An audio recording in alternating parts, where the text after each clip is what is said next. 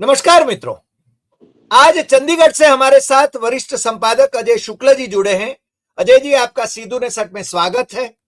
और आज पूरे देश में और दुनिया में जिस बात के चर्चे हैं वो है भारतीय संसद के स्पीकर, लोकसभा के स्पीकर किस प्रकार से बिहेव कर रहे हैं कि विपक्ष के नेता जो कि प्राइम मिनिस्टर इन वेटिंग माने जाते हैं और उनको बोलने का अधिकार होता है लोकसभा में, मगर उनको बोलने से मना कर रहे हैं। और उसके चलते पिछले सप्ताह लोकसभा की कार्यवाही चली नहीं, और चली तो पंडित जवाहरलाल नेहरू से लेकर इंदिरा गांधी से लेकर नेहरू गांधी खानदान को बदनाम करने के लिए, उनको अय्याश बताने के लिए उन्होंने सत्ता पक्ष को वो किताबों में से कोट करने के लिए अनुमति दी। और प्रधानमंत्री ने भी राज्यसभा में, लोकसभा में तो आए ही नहीं वो, क्योंकि डर रहे थे, उन पर हमला होने की आशंका थी, इसलिए स्पीकर ने उनको रोका, ऐसा भी कहा। तो उन्होंने भी तो ऐसे ही आरोप लगाए, उनके पास और कुछ कहने को नहीं है। एब्सेंट फाइल में उनका नाम आया है, उनके मिनिस्टर का नाम आया है, उनके मित्र अनिल अंबानी का नाम आया है, उसके बारे में उनके एडवाइजर का भी अभी नाम आया है। तो ऐसे में वो उसके बारे में तो मौन है। ट्रेड डील किस दबाव में उन्होंने स्वीकार किया है और भारत को नुकसान पहुंचाने वाला ये ट्रेड डील माना जाता है, उसका प्रारूप जो उन्होंने मंजूर किया है उसके बारे में भी बोलते नहीं है। तो अजय जी, ये बताएं कि ये हो क्या रहा है लोकतंत्र भारत में।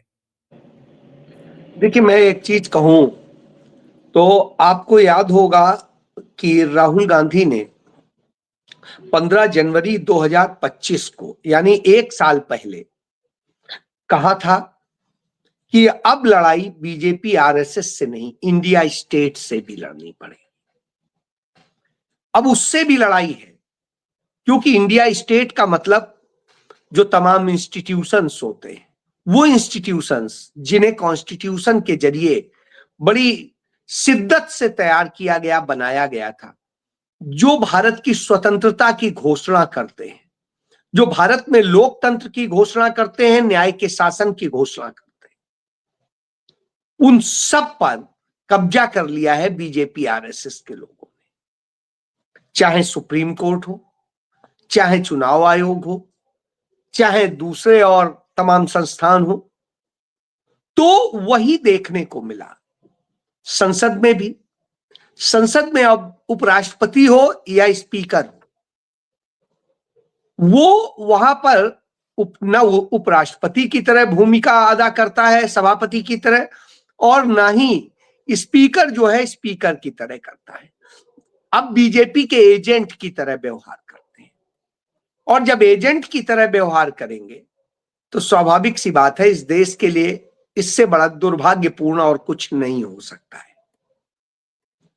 इस दुर्भाग्यपूर्ण स्थिति के बारे में यह है कि जैसा कि एक डिटेल आता है कि आप याद करिए, जब पंडित जवाहरलाल नेहरू प्रधानमंत्री हुआ करते थे, 1956 की बात है, मालवंकर जी आपके गुजरात से ही आते थे, वो स्पीकर हुआ करते थे। उनके खिलाफ समाजवादी अविश्वास प्रस्ताव लेके आए थे। नंबर पूरे नहीं थे, चाहते तो उसी पे रिजेक्ट किया जा सकता था, लेकिन नेहरू ने कहा नहीं, स्वीकारिए, चर्चा करेंगे।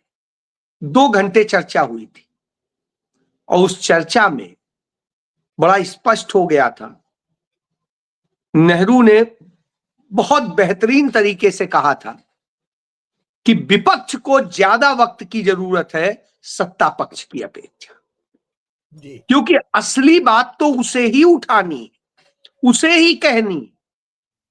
हम तो ताकत में बैठे हुए हैं, हमें उन चीजों को करना है, और इसको लेके उन्होंने बात कही थी। और इतनी शानदार चर्चा रही कि विपक्ष भी जो है इस बात के लिए बधाई दे रहा था नेहरू को। दोबारा 1966 में लाने की कोशिश की थी, फिर 50 के नंबर पूरे नहीं थे और वो आ नहीं पाया था। उस समय सरदार हुकुम सिंह हुआ करते थे लोकसभा अध्यक्ष। इसके बाद में 1987 में जब बलराम जाखड़ हुआ करते थे तब आया था, लेकिन जी। तब भी नंबर पूरे नहीं थे तो एक्सेप्ट ही नहीं हुआ था। लेकिन अब जब राहुल गांधी जो नेता प्रतिपक्ष हैं, विधिवत है, जब उनको बोलने से रोका जाता है, जिनके बारे में यह अधिकार है कि वो किसी की भी स्पीच के बीच में खड़े होकर बोल सकते हैं, रोक टोक कर सकते हैं, आपत्ति दर्ज करा सकते हैं, उन्हें बोलने से रोका जा रहा है, मर्यादाएं बताई जा रही, नियम बताए जा रहे हैं। जबकि वही स्पीकर नियम बताता था कि राष्ट्रपति के अभिभाषण पर जो दिए जाएंगे भाषण, उनमें कोई सीमा नहीं होती है। 2020 में कह रहा था, अब वही कह रहा है उससे हिल के इधर उधर कोई बात ही नहीं आप कर सकते। इवन राष्ट्र की सुरक्षा पे बात नहीं कर सकते हैं तो फिर क्या करेंगे? सही बात। इससे ज्यादा दुखद स्थिति और क्या हो सकती है?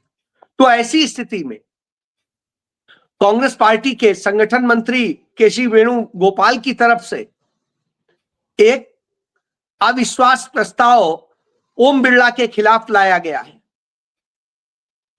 और जो ये लाया गया है, इस मजबूरी में लाया गया। भारत के इतिहास में पहली बार है जब इतनी बड़ी संख्या में सांसदों ने सिग्नेचर किए हो और वो आया हो 118 सांसदों के हस्ताक्षर। 118 सांसद, कई पार्टियां इसमें इसका जो है ओम बिरला की हरकतों का विरोध करते हुए प्रस्ताव दे रही हैं, यह अविश्वास दे रही हैं कि यह अविश्वास पैदा किया गया है। यानी कितना गया गुजरा स्पीकर हो गया कि 1/4 लोगों ने बड़ा स्पष्ट कह दिया कि इस स्पीकर पर कोई यकीन नहीं है, क्योंकि 118 का नंबर। तो अब बात सोच लीजिए। बहरहाल मैं इसमें आगे बढ़ता हूं। इसमें मुझे दुख हुआ कि तृणमूल कांग्रेस यानी ममता बनर्जी का पार्टी इसमें भाग गई। ये वैसे ही डर के भागती है जैसे आपको याद होगा उपराष्ट्रपति का चुनाव हो रहा था, जगदीप धनखड़ लड़ रहे थे और उस समय विपक्ष के जो कैंडिडेट थे उपराष्ट्रपति पद के लिए, उनका समर्थन न करके वो वॉकआउट कर गए थे। और इसी तरीके से अब उन्होंने किया है कि उस पर हस्ताक्षर नहीं किए। आपको याद होगा जब वोट चोरी का मुद्दा राहुल गांधी ने उठाया था सबसे पहले और उसको लेके लड़ाई लड़ रहे थे, बिहार से लेके सब जगह, तब ममता बनर्जी के मुंह से एक आवाज नहीं निकल रही थी, एक लड़ाई एक चीज नहीं थी। लेकिन जैसे ही बंगाल में शुरू हुआ, वो बौखलाई बौखलाई चली आती हैं, सुप्रीम कोर्ट से लेके सब जगह ड्रामे दिखाती हैं। आप एक चीज सोचिए, आपको क्या इस समय आजादी के पहले की वो मुस्लिम लीग और हिंदू महासभा याद नहीं आ रही? दोनों इसी तरह तो करते थे। उसी बंगाल में मुस्लिम लीग और हिंदू महासभा एक दूसरे से फाइटिंग करते नजर आते थे और बाद में दोनों मिलकर सरकार चलाते थे, सरकार एंजॉय करते थे। कमोबेश ममता बनर्जी की सरकार में हुआ क्या है? ममता बनर्जी की सरकार में अडानी को, अंबानी को और तमाम सारे उन पूंजीपतियों को पोषित किया गया है जो भाजपा के सबसे बड़े फंड रेजर भी है, वोट बैंक भी। शायद यही वजह है कि कांग्रेस पार्टी के राष्ट्रीय, सबसे पुरानी राष्ट्रीय पार्टी होने के बावजूद उसे चंदे में टीएमसी से कम पैसा मिलता है। राइट। यानी खेल को समझिए कि बंगाल की सत्ता में रहकर बार बार ईडी, सीबीआई सबके रोल दिखाए जाते हैं, लेकिन क्या आज तक कभी अभिषेक बनर्जी को, ममता बनर्जी को, जिनके ऊपर सीधे आरोप है, उनको ईडी ने, सीबीआई ने, किसी ने तलब किया? उनके साथ में उस तरह से पूछताछ हुई? कुछ हुआ? कोई कार्रवाई हुई? तो यह अपने आप में दिखाता है कि ये विपक्षी चेहरा दिख करके विपक्ष के वोट काटने का काम करते हैं। असल में ये भाजपा के ही लिए और अपनी सत्ता के लिए इस समझौता है कि हम दोनों लड़ते दिखेंगे, या तो हम आ जाएं या आप आ जाओ। असली जो नायक हैं, जो हितकर हैं, वो नहीं आने चाहिए, और यह गेम चलता है। तो वही किया उन्होंने, उस पर हस्ताक्षर नहीं किए। उसके अलावा जैसे पंजाब की बात कर लें, तो पंजाब आप यदि देखेंगे तो पंजाब में शिरोमणि अकाली दल है, उसने नहीं किया। ऐसे ही और भी कई हैं। तो मेरा ये कहने का मतलब है, ये तमाम सारे लोग और ये जितने लोग हैं, ये सब भाजपा के बेहद करीबी रहे, उनके साथ सरकारें चलाते रहे, यानी कहीं ना कहीं घूम फिर के वहीं आके खड़े हो जाते हैं। यह अपने आप में संदेश है कि ये क्या है।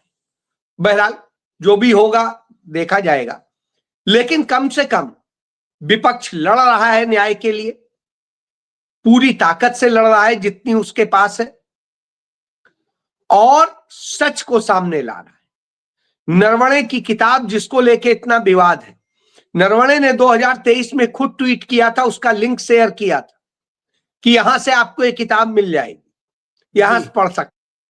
हाँ। और उसके बाद ये कहते हैं, अब पेंगुइन कह रहा है कि नहीं उसने तो कुछ नहीं दिया और ये नहीं दिया।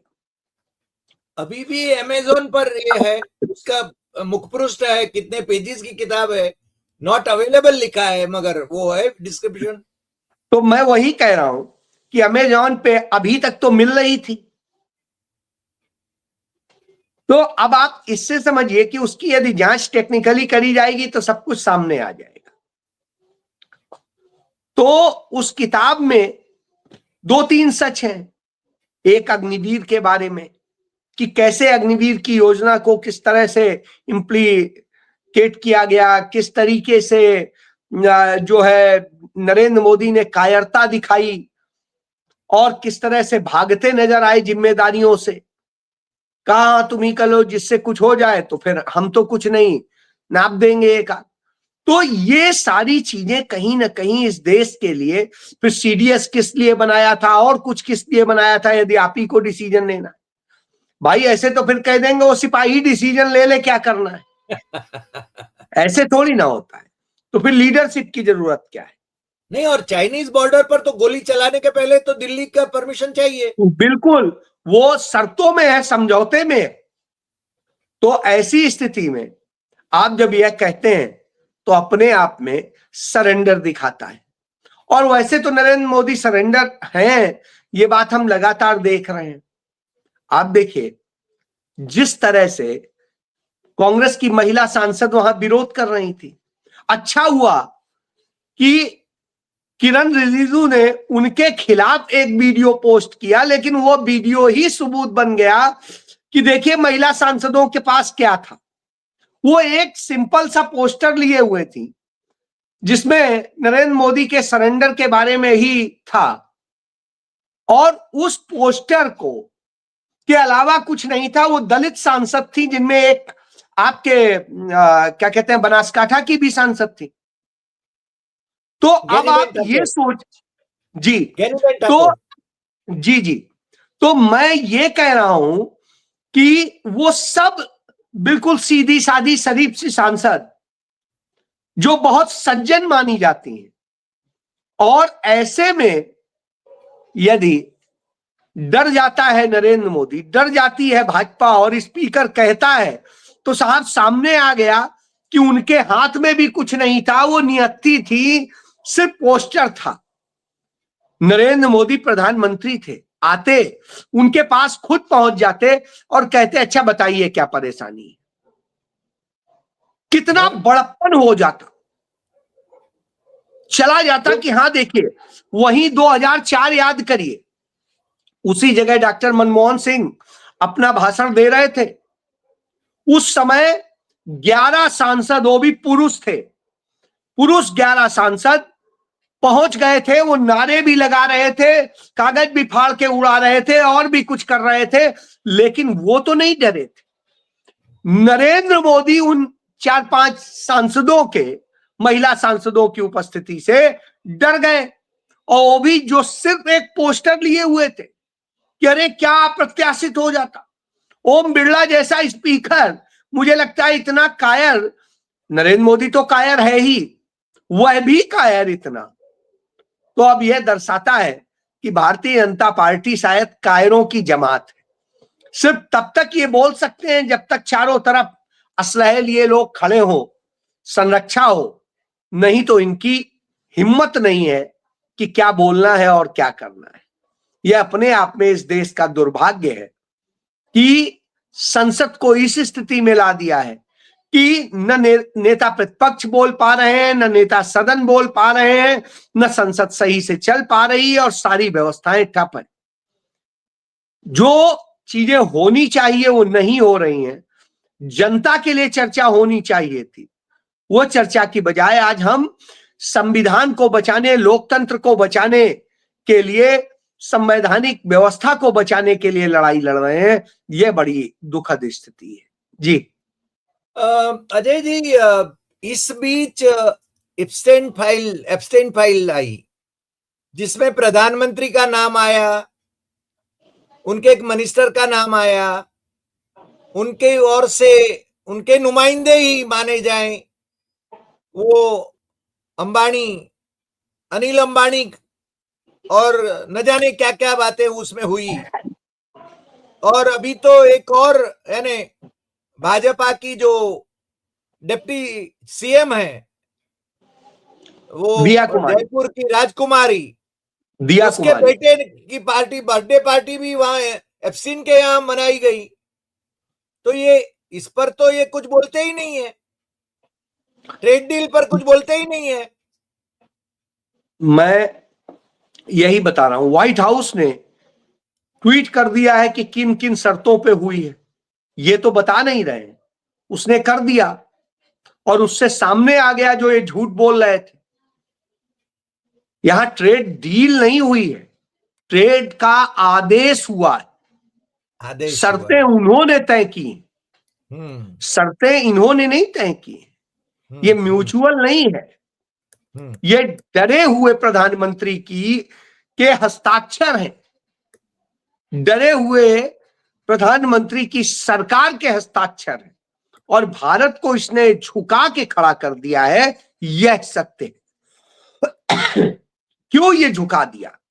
क्योंकि जैसा आपने बताया, एप्स्टीन फाइल में जिस तरह से, मैं पहले भी आपके साथ बात हुई है कि सिर्फ सरकार बने 10वां ही दिन था, एप्स्टीन ने कह दिया था कि जेटली और मोदी के साथ ज्वाइंट वेंचर करो, और ज्वाइंट वेंचर पर काम शुरू हो गया था।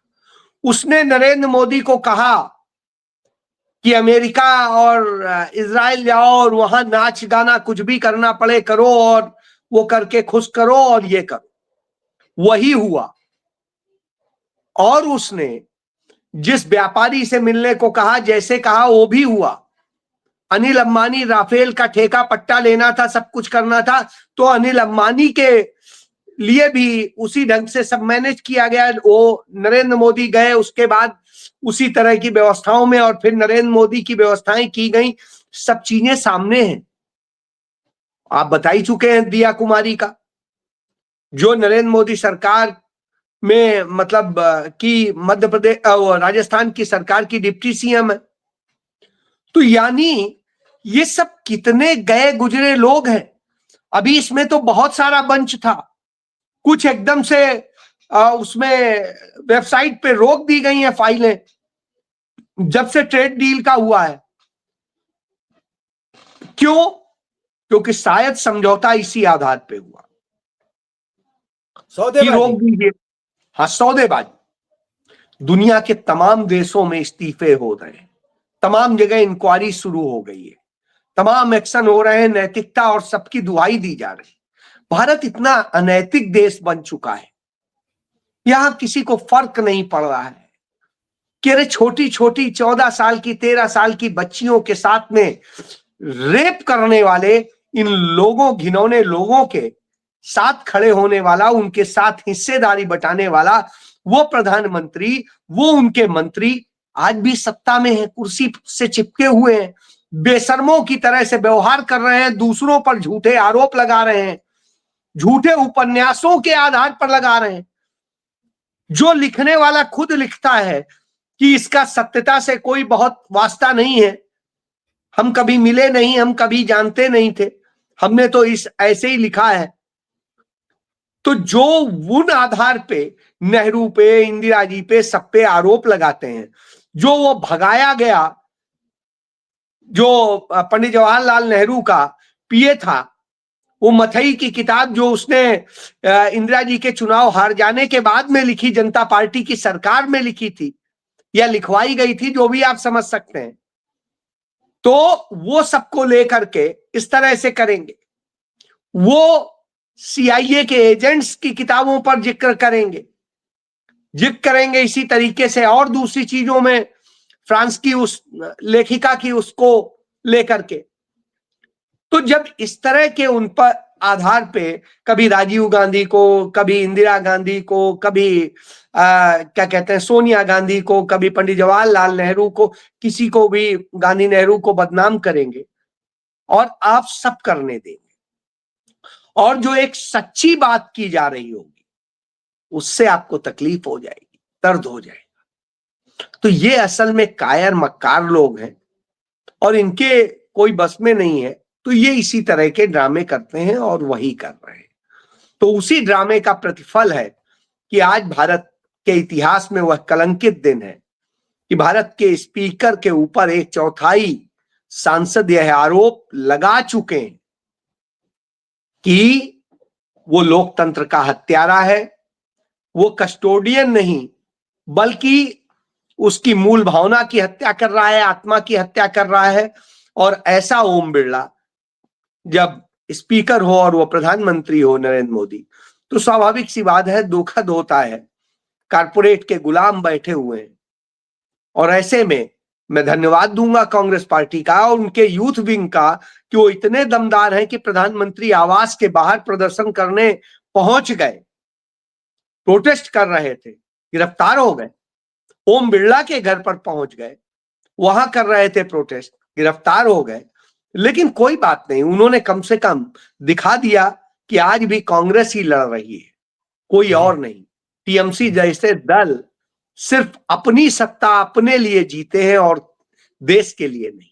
जी इस बीच महात्मा गांधी जो कि राष्ट्रपिता हम मानते हैं, हम अपने आप को गांधी सरदार के वंशज मानते हैं गुजरात में, यहां पर गॉडसे को उसके नाटक का मंचन हो और उसको यानी शासन की ओर से समर्थन मिले, ये तो एक हो ही रहा था। हालांकि कांग्रेस के युवा ब्रिगेड ने वो नाटक होने नहीं दिया, मगर आरएसएस जो कि भारतीय जनता पार्टी की मातृ संस्था है, उसके मुखिया डॉक्टर मोहन भागवत ने उसी सावरकर को, जिसके कपूर कमीशन की रिपोर्ट के अनुसार उनका राष्ट्रपिता महात्मा गांधी की हत्या में उनका सक्रिय सहयोग था, उनको भारत रत्न देने का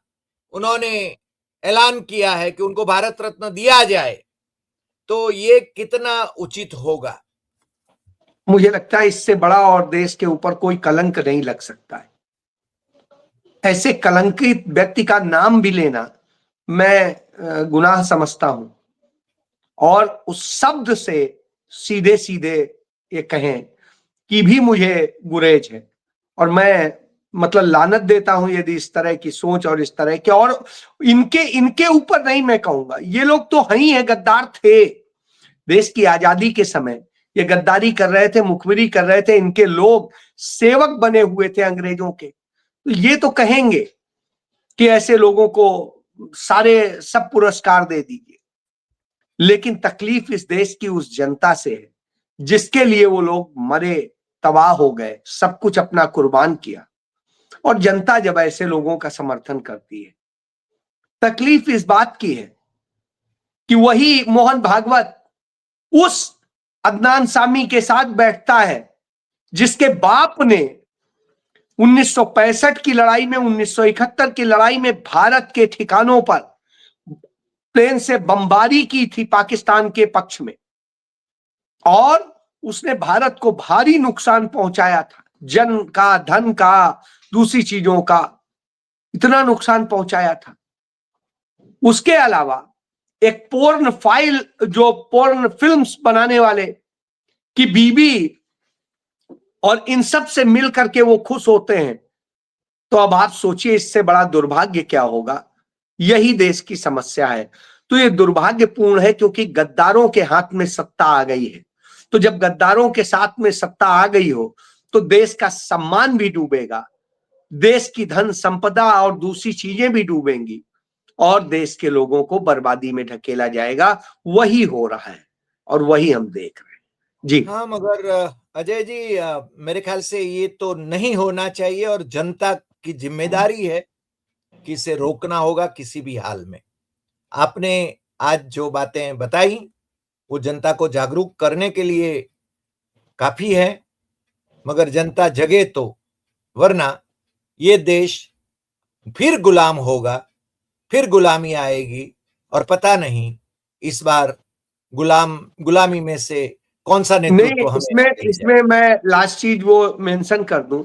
आपको विंस्टन चर्चिल का वह कथन याद होगा जो उन्होंने कहा था कि आने वाले वक्त में भारत में ऐसे भूसा किस्म के मक्कार नेता आएंगे जो सत्ता के लिए लड़ेंगे और फिर सत्ता पर कब्जा करके यहां हवा पानी सब बेचने लगेंगे, और यह देश बर्बाद हो जाएगा और फिर से गुलाम हो जाएगा। आज कांग्रेस सरकार रहते रहते उनकी भविष्यवाणी सही नहीं हो पाई थी, लेकिन मोदी की, भाजपा की, आरएसएस की सरकार आके अब ये साबित होता दिख रहा है।